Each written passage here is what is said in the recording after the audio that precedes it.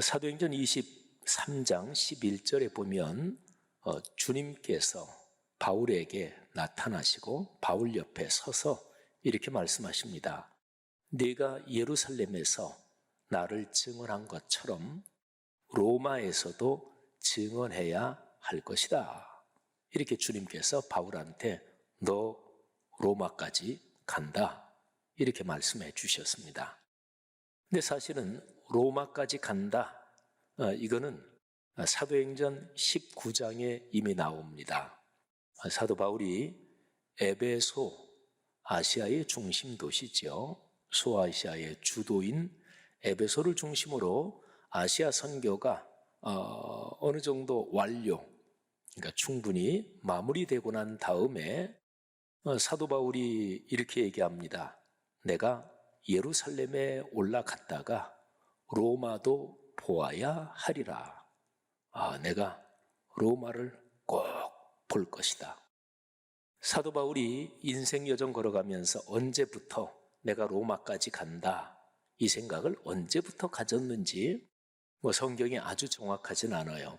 그런데 성경의 기록상으로 보면 사도 바울이 사도행전 19장 21절 아시아 선교가 마무리되면서 그때 이제 처음으로 그 기록이 나옵니다. 내가 로마도 보아야 한다. 로마서에도 맨 마지막 부분에, 인사 부분에 그 얘기가 나옵니다. 로마에 있는 그리스도인들에게 보내는 편지가 로마서죠. 근데 거기에서 내가 여러분에게 꼭 갈 것이다.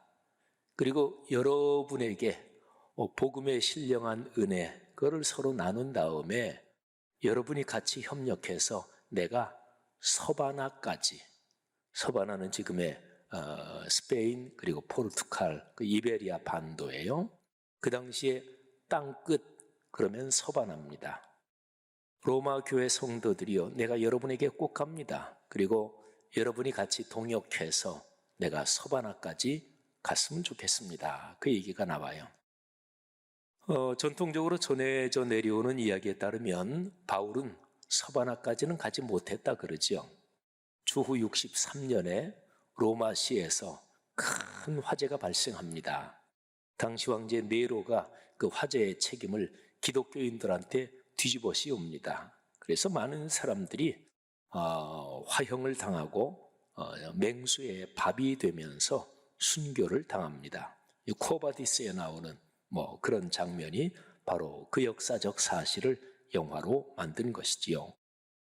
그 무서운 박해 상황에서 초대교회의 큰 두 기둥이 순교를 당했다. 그렇게 교회 전승은 얘기를 합니다. 베드로 사도 그리고 바울 사도, 이 두 분이 그때 순교를 당한 걸로 보입니다. 아무튼요, 사도 바울은 로마, 나는 로마까지 간다. 여러분 삶의 버킷리스트, 지금 연세가 얼마가 되든지 간에 여러분이 가고 싶은 로마, 그것은 무엇입니까? 오늘 여기 성경에 밤중에 주님께서 바울 곁에 나타나세요. 그래서 너 로마까지 간다, 이 말씀을 하세요. 근데 그날 밤, 이게 어떤 상황입니까? 바로 그 전날 아주 큰 소동이 있었습니다. 바울이 극렬 유대주의자들에게 테러를 당한 날입니다. 유대주의자들이 바울을 잡고 그래가지고 막 테러를 하는데 예루살렘을 지키는 천부장 루시아가 이 보고를 받고 급히 군인들을 데리고 출동해서 바울을 끄집어내고, 그리고 이게 어찌 된 일이냐 하고 물어보는데 온통 소동이 나서 바울이 군인들에게 들려갈 정도로 가다가 바울이 천부장한테 요청을 하지요. 잠깐 내가 지금 나를 두들겨 패고 돌을 던지고 이 사람들한테 내가 잠깐 얘기 좀 할 수 있겠습니까? 그러니까 천부장이 허락해요. 바울이 히브리어로 얘기합니다. 그러니까 유대인들이 쓰는 유대인, 그 당시 일반적으로는 아람어, 그냥 헬라어라고 봐도 좋고요. 히브리어로 얘기해요. 그러니까 유대인들이 아주 조용해졌습니다. 바울은 그때 자기 간증을 합니다. 다메섹으로 예수 믿는 사람 잡으러 가는 중에 부활하신 예수 그리스도 만난 얘기, 예수 그리스도가 자신에게 사명을 주셔서 복음의 말씀을, 하나님의 거룩한 말씀을 전하라고 자신에게 준 소명에 대해서 간증을 하지요. 거의 끄트머리 무렵에서 하나님이 주 예수 그리스도께서 바울에게 너를 유대인만이 아니라 이방인들에게 보내서 말씀을 증언하게 한다, 뭐 이 정도 부분 얘기하는데 모여서 잘 듣던 유대인들이 또 난리가 났어요. 저런 놈은 죽여버려야 된다, 살려두면 안 된다, 막 난리가 나고, 그래가지고 이제 바울이 이제 일단은 감옥에 갇혔죠.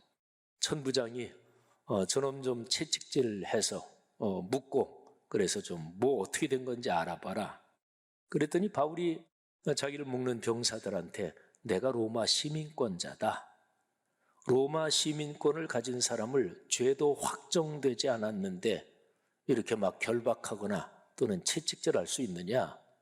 그랬더니 그 백부장이 바로 가서 천부장한테 보고해요. 천부장이 금방 옵니다. 당신이 로마 시민권자요? 나도 로마 시민권자인데 나는 돈 주고 샀는데. 그랬더니 바울이 나는 태어날 때부터 로마 시민권자요. 그 천부장이 로마 시민권자를 사안도 살피지 않고 그렇게 막 결박하고 이것 때문에 좀 걱정을 하지요. 하여튼 그런 밤을 보냈습니다. 그리고 나서 그 다음 날 이 천부장이 유대인들 최고 지도기구 산헤드린, 성경에는 공회 이렇게 나오죠. 그러니까 대제사장, 바리새인들, 이 사람들이, 대제사장이 산헤드린의 의장이지요. 거기에 유대인들 공적인 공회죠. 천부장이 당신들 공회 소집해라, 당신들이 죽이려고 하는 이 사람 데리고 가서 한번 시시비비를 가려보자. 그래서 공회에서 얘기를 합니다. 근데 사도 바울이 거기에서, 사도 바울은 유대 안에 이 그룹으로 보면 바리새인이거든요. 근데 그 당시에 사두개인들은 부활을 믿지 않았습니다. 사후세계를 믿지 않았습니다. 근데 바리새인들은 부활을 믿었어요. 그래서 사도 바울의 지혜죠. 거기에 사두개인들, 바리새인들, 산헤드린이 큰 두 덩어리가 그렇게 되니까, 그래서 여기에서 뭐 얘기해봤자 유익할 것도 없고, 그래서 바울이 나는 바리새인이다, 바리새인의 아들이다, 나는 부활의 소망 때문에 나는 지금 여기 있다, 뭐 이러니까 바리새인들이 어우 저 사람 괜찮은 사람이다, 사두개인은 또 그냥 반대하고, 그래가지고 자기들끼리 난리가 났습니다. 그래가지고 공회가 파장이 되고 그 루시아가 다시 바울을 데리고 영내로 그 군부대로 오지요. 그 소동의 이틀이 지나고 그날 밤이었습니다. 주님께서 나타나셨습니다. 바울 곁에 서셨습니다. 그러니까 주님은 바울 편이지요. 그때 주님께서 이렇게 말씀하십니다. 바울아, 담대해라, 용기를 가져라. 그러면 거꾸로 뒤집으면 무슨 얘기입니까? 바울이 용기가 없기도 좀 뭔가 좀 두려웠다, 그런 얘기 아니겠어요? 에베소에서 사역을 어느 정도 완성하고 예루살렘으로 쫙 올라와서 예루살렘에서 지금 체포돼서 이 일이 생긴 거거든요. 바울은 이미 내가 로마까지 간다, 그러니까 하나님께서 어떤 바울에게 이미 그런 사명을 주셨겠지요. 근데 그거를 붙잡고 있었는데 지금 이런저런 상황에서 바울이 두렵고 또 걱정도 되고 심정이 그랬습니다. 그러니까 주님이 나타나셔서 용기를 가져라, 약해지지 마라. 아마도 주님께서 바울의 손을 꼭 잡고 또는 머리에 손을 얹고 기도해 주셨을 것입니다. 바울에게 큰 힘이 생겼습니다. 마음과 영혼에 하늘의 힘이 흘러들었고 그 무엇도 막을 수 없는 강한 용기가 다시금 샘솟았을 것입니다. 자, 여러분에게 로마는 무엇입니까? 저는 지난 주간에 24살 젊은 청년한테 내가 평생 살아가면서 두 가지를 꼭 기억했으면 좋겠다, 기도를 했으면 좋겠다, IT 계통에서 큰 일을 이루어서 몇 천억, 아니 조 단위의 돈을 벌었으면 하고 제가 기도하고 있는데 내가 꼭 이 두 가지 기억했으면 좋겠다. 말하자면 그 젊은 청년의 로마가 될 수 있는 그런 얘기를 했고, 또 지난 주간에 지방에 설교를 하러 내려갔다가 74 되신 어떤 장로님이에요. 참 들어보니까 훌륭하신 분이에요. 초등학교밖에 못 나오신 분인데 쭉 지역에서 사시면서, 그러면서 거기 지방자치단체 의회 의장까지 하시고 진짜 그 지역에서 존경받는 분입니다. 설교를 마치고 올라오기 전에 담임 목사님 내외분하고 그 장로님 내외분하고 이렇게 올라오는 날 아침 식사를 대접을 해주셔서, 그러면서 제가 말씀 묵상에 대해서 동네 세메줄 성경 한 권을 1권을 드리면서 좀 설명을 잠깐 해주고, 장로님 평생 주님 위해서 그리스도의 몸인 교회 위해서 충성 봉사하셨는데 장로님 앞으로 걸어가시는 여정 말씀이 삶이 되는 일을 목표로 삼으시고 여기에 헌신하십시오 하고 제가 그 장로님의 로마 그거를 권면을 해드렸어요. 장로님 제가 여기에 4월쯤에 제가 다시 이 근처 지역 내려오는데 말씀 삼운동, 말씀이 삶이 되는 것, 이게 오늘날의 한국교회, 오늘날의 세계에 꼭 필요합니다. 그 장로님이 74이 아니라 84이었어도 제가 말씀을 드렸을 거예요. 그러니까 대개 사람이 나이가 들면 앞으로 뭐를 하겠다 이것보다 과거를 회상하고 회고하는 일이 더 많아집니다. 그래서 사도 바울처럼 나는 아직도 앞에 있는 주님께서 부르신 부름의 상을 위해서 지금도 앞으로 달려갑니다. 이게 사실은 잘 안 돼요. 그런데 우리 교회, 여기에 우리 연세 많이 드신 장로님 또 권사님, 집사님들, 여러분 언제 하나님이 부르실지 모르지만 인생의 그 마지막 스포트를 해야 될 그때에 그냥 예수 안 믿는 사람들 다 그러듯이 아유 나이가 들고 여기저기 아프고 또 어디 놀러 다니고 싶어도 뭐 허리 무릎 때문에 놀러 다니지 못하고 그럴 때면 우리나라 옛날 노래가 아우 그 노래가 맞아. 노세 노세 젊어서 노세 그게 맞아. 이런 생각도 들고 그러잖아요. 그런데 하나님께서 부르신 일을 위해서 내가 하나님 앞에 갈 때까지 헌신한다는 것은 얼마나 아름다운 일입니까? 우리 교회는 은혜로 걸어온 60년, 말씀으로 희망하는 100주년 이런 표현으로 60주년 사역을 3년에 걸쳐서 진행합니다. 은혜로 걸어온 60년이었습니다. 그리고 하나님의 거룩한 말씀으로 말씀 삼운동을 붙잡고 그렇게 희망하는 100주년을 향해서 걸어갈 것입니다. 우리 교회 3년 동안 요한복음 1장 14절이 3년에 우리 계속 우리가 묵상할 말씀입니다. 말씀이 육신이 됐다. 그러니까 말씀이 삶이 되는 요 사건에서 가장 원형, 근원, 시원이 바로 말씀 자체이신 하나님께서 사람 몸을 입으신 거예요. 그리고 이 성육신 사건은 계속되는 거예요. 이 일을 붙잡고 사는 사람이 복이 있을 것입니다. 말씀 삼운동, 말씀 묵상, 동네 세메줄 성경 사역을 붙들고 가는 가정 가문마다 복이 있을 것입니다.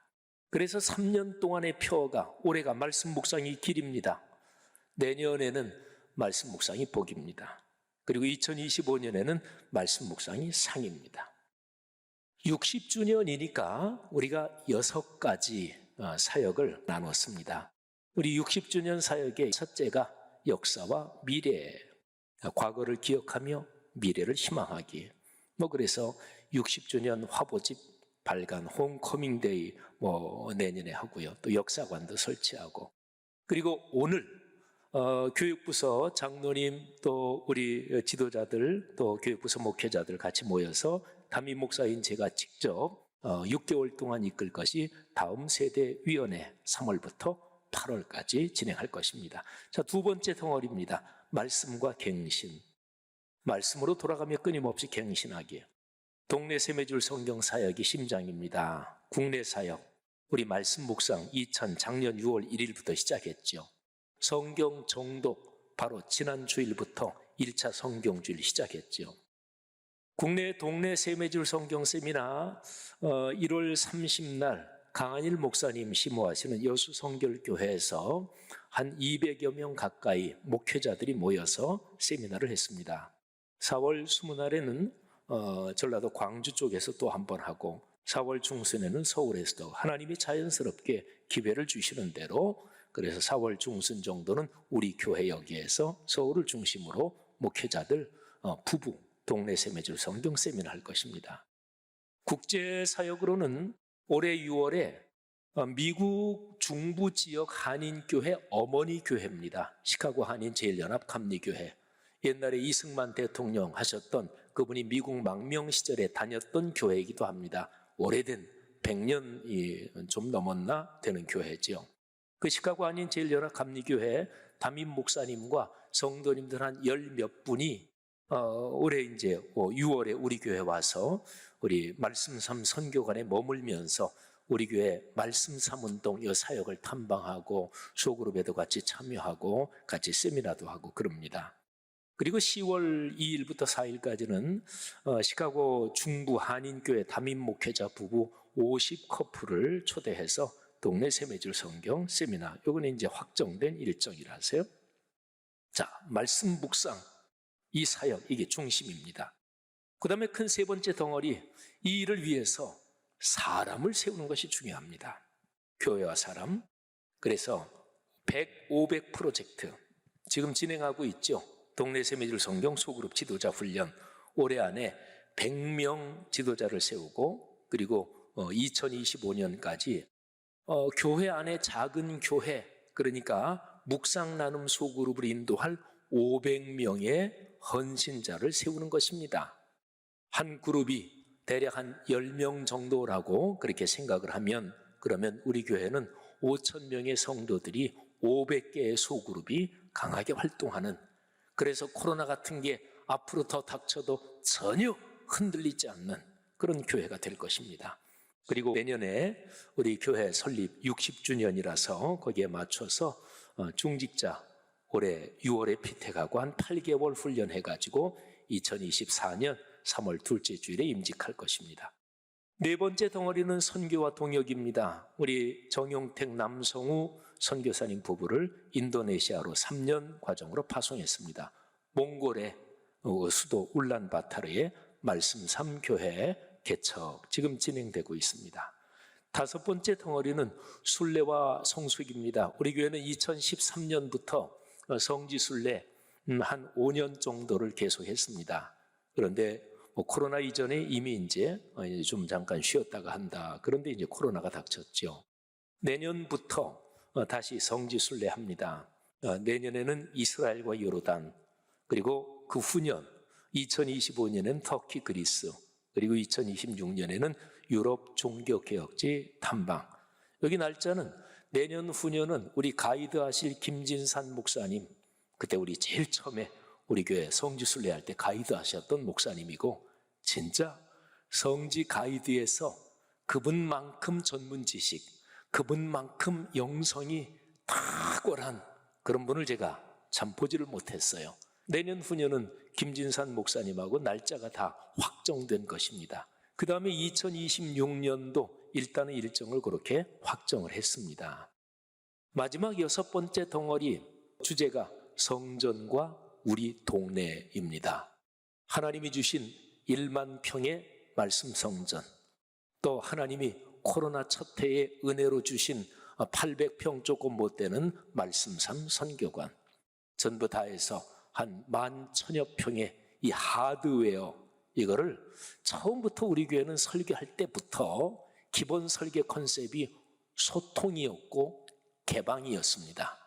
지금도 1층은 동네 사람이 이렇게 저렇게 다 지나다니기도 해요. 그리고 말씀삼 선교관 저기 지었는데 저쪽 길하고 이쪽 길은 원래 길이 아닙니다. 다 우리 땅이고, 그래서 우리 사택 4층하고 2층짜리 있을 때 거기 길 없었어요. 근데 우리가 지면서 우리 지역사회 동네와 우리는 함께 살아가니까 개방, 소통 이런 기본 취지에 맞게 우리가 거기에 몇십 평을 사실은 동네를 위해서 길을 내드린 거예요. 자, 우리 교회가 특별히 요즘 기후위기 심각하지요. 21세기 사는 인류에게 환경을 보존하고 기후위기에 대처하는 거, 이거는 사실은 발등에 떨어진 불이 됐어요. 그러면 우리 교회 11,000여 평 되는 이 교회 건물 자체를 어떻게 하면 친환경적인 교회로 한번 우리가 샘플을 보일 수 있을까? 뭐 그런 거. 그리고 우리 지역사회랑 좀 더 소통하면서 복음을 전한다, 이런 것입니다. 사랑하시는 여러분, 이 일을 위해서 여러분들이 헌신해 주시고 그리고 이 일의 중심에서 걸어가시기를 바랍니다. 우리 교회 사역에서 3년에 걸쳐서 500명의 소그룹 인도자를 세운다 그러는데, 하나님, 제가 거기에 헌신하겠습니다. 이 500명, 이 가운데 들어가서 인생 걸어가는 분들에게 분명히 하나님의 은혜, 하나님의 축복이 가문 대대로 넘칠 것을 저는 확실하게 믿습니다. 여러분, 저는 제가 살아온 거 가만히 생각하면 제 로마는 고등학교 1학년 때 예수 믿고 그때부터 큐티 말씀 묵상 배워서, 그리고 2학년 때쯤 은혜 받고 신학 공부해야 되겠다. 그때부터 제 로마는 난 독일로 유학 간다, 나는 박사학위 받는다, 신학교 교수한다. 그러니까 독일이 저한테 로마였습니다. 군 생활하는데 로마서에 대해서 좀 해설한 책, 또 성경 묵상하다가 깊이 은혜를 받았어요. 예수 그리스도께서 2000년 전에 달려 돌아가신 십자가는 바로 나를 위한 사건이었구나. 그때 예수 그리스도께서 2000년 후에 이 지구상에서 태어날 나를 생각하시면서 십자가에서 피 흘리셨구나. 그러니까 오늘 바울에게 주님께서 밤중에 나타나신 것처럼 그때 주님께서 다시 저를 찾아오셔서 제게 용기를 주셨습니다. 그래, 로마로 가야지. 그래서 다시 한번 꼭 독일로 간다. 그리고 독일 갔다 와서 목회하고 또 이런저런 걸 하고 그러면서 제게 아주 확실해졌던, 독일에 이제 갔다 왔으니까 학위도 받았고 또 교수도 했고 그러면서 제게 하나님이 주신 사명이 말씀이 삶으로 되는 거다. 말씀 묵상. 그래서 이전 교회 서호교회 목회할 때부터 보신이 참 좋았더라, 이거를 발행하면서 말씀이 삶이 돼야 된다. 보신이 참 좋았더라 20년 넘게 발행하고 또 교계 목회자들 또는 신학자들 모임에서 어떤 얘기를 해도 저는 설교 시간에 제가 하는 얘기가 이제 회중이니까 이렇게 표현하고 전달하는데, 이거를 신학자들 모임에서 본격적으로 신학 토론할 때도 내용은 같습니다. 근데 이제 표현은 틀리죠. 저는 제가 전하는 내용은 사실은 그런 것들입니다. 그러면서 제 마음속에 간절한 열망이 생긴 게 말씀 삼운동이다. 그런데 코로나 3년 중에 하나님한테 엄청 책망을 받고 회개를 굉장히 여러 번 했어요. 요즘도 말씀 묵상하면서 계속 회개합니다.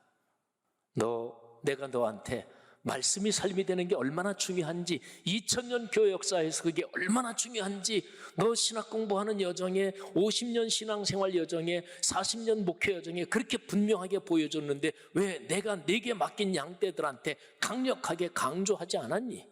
이것 때문에 책망을 많이 받고 회개도 많이 했습니다. 그래서 동네 세매줄 성경 이거를 발간하면서 동네 세매줄 성경 말씀 묵상, 로마가 바로 이것이다. 1차 로마는 올해 말까지 우리에게 모든 성도들 100%, 80 넘으신 고령자들도 그리고 어린아이들까지 다 동네 세매줄 성경 말씀 묵상하는 거, 그리고 소그룹 참여하는 거 1차 로마고, 그리고 2차 로마는 주님께서 이 일을 얼마나 사용하실 것입니까? 하나님이 사용하시는 만큼 하나님이 로마가 어딘지 보여주시겠죠. 적어도 해외 한인교회를 포함한 한인교회들. 그런데 만일에 하나님께서 21세기 인류를 위해서 전 세계 동네 세매줄 간단한 시스템이지만 이게 전 세계 교회를 위해서, 인류를 위해서 필요하다. 그러면 하나님이 로마를 저 멀리 어디까지 더 확장을 시켜주시겠죠. 이 사역을 위해서 날마다 짤막하게라도 기도해 주시고, 또 어떤 모임이나 또는 길게 기도할 때는 이걸 붙잡고 간절히 기도하시기를 바랍니다. 그리고 이 일을 위해서 물질로 헌신해 주시기를 바랍니다. 하나님께서 여러분의 살아가는 인생 여정 더 넉넉하게 축복하실 것입니다. 하나님의 은혜가 우리 교회 공동체를 통해서 주변에 널리 퍼지기를 예수 그리스도의 이름으로 간절히 축복합니다.